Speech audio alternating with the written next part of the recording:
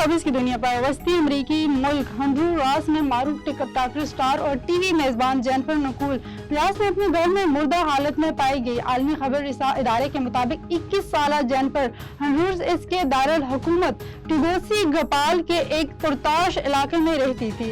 Jennifer Nakul न सिर्फ एक सोशल मीडिया स्टार थी बल्कि वो CHTV चैनल पर बतौर मेजबान भी जलवागर हुई। अपनी मौत से महज एक दिन कबल जेनिफर ने इंस्टाग्राम पर एक तस्वीर शेयर की थी जिसमें वो पक्कल बाल कोर्ट में खेल की तैयारी करती नजर आई थी।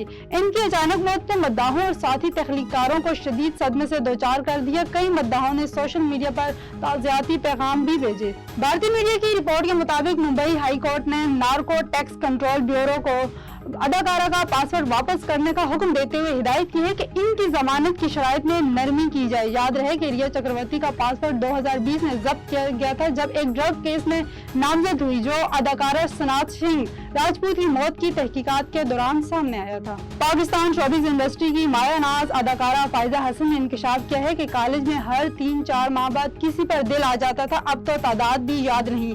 बासलाहियत अदाकारा फायजा हसन ने हाल ही में दुनिया न्यूज के मज़ाहिया प्रोग्राम मुज़ाकरात में शिरकत की, जहां उन्होंने अपने कैरियर के इब्तिदाई कठिन दिनों के तल्ख तजर्बात और सख्त मुश्किलात समेत दीगर मामलात पर खुल के बात की। मुज़ाकरात में गुफ्तगू करते हुए अदाकारा फायजा हसन ने इंकशाफ किया है कि शोबिस में कदम रखते ही इन्हें बार बार रिजेक्शन का सामना करना पड़ा। मुझसे डिमांड की गई थी कि नाक की प्लास्टिक सर्जरी करवाओ, वजन कम करो, हालांकि मैं तो दुबली पतली थी। आज पुराने ड्रामे देखकर लगता है मैं तो बिल्कुल फिट थी।